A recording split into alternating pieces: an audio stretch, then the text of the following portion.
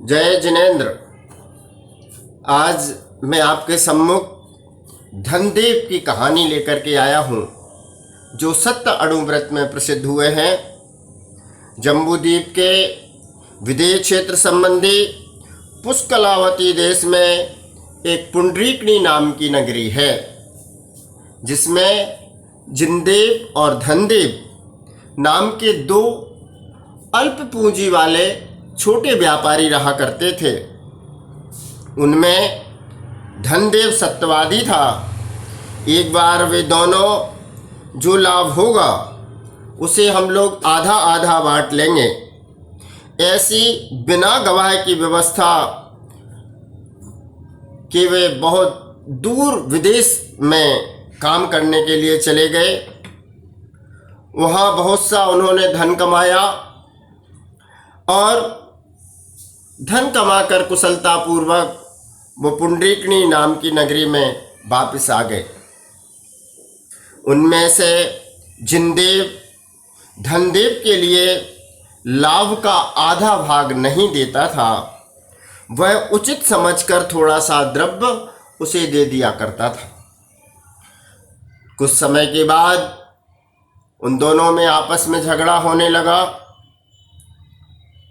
पहले वह झगड़ा कुटुंबीजनों में गया, उसके पश्चात महाजनों में गया और अंत में राजा के पास उन दोनों का यह मामला गया।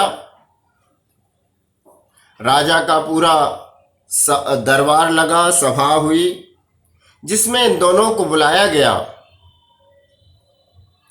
उसमें जिनदेव ये कहने लगा कि मैंने इसके लिए लाभ का आधा भाग देना नहीं कहा था, अपितु ये कहा था कि जो उचित भाग होगा उसे मैं दे दूंगा।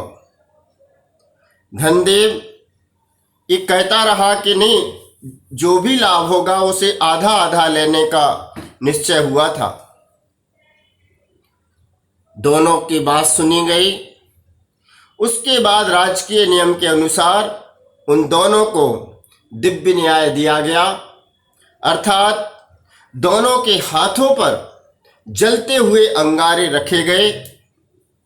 इस दिव्य न्याय से धनदेव निर्दोष साबित हुआ और जिनदेव परास्त हो गया। तदनंतर सब धनदेव के लिए सारा धन दे दिया गया। लोगों ने उसकी प्रशंसा की, राजा ने भी उसका उचित सम्मान किया और सारे राज्य में उसके सत्य मार्ग पर चलने की चर्चा हुई। ऐसे वह धनदेव सत्य अणुव्रत में प्रसिद्ध हुए। इस पूरे कथानक से हम सबको ये प्रेरणा मिलती है कि चाहे कैसी भी परिस्थिति हो, लेकिन उस सत्य के मार्ग को कभी नहीं छोड़ना चाहिए, क्योंकि सत्य में विजयते, सत्य की ही हमेशा विजय होती है।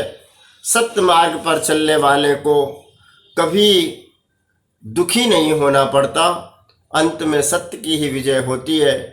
हम सब जिनेन्द्र भगवान के बताए हुए उस श्रावक के सत्य अणुव्रत का पालन करते हुए उस मार्ग पर चलें। ऐसी मंगल भावना के साथ जैनम जयतु शासनम, जैनम जयतु शासनम।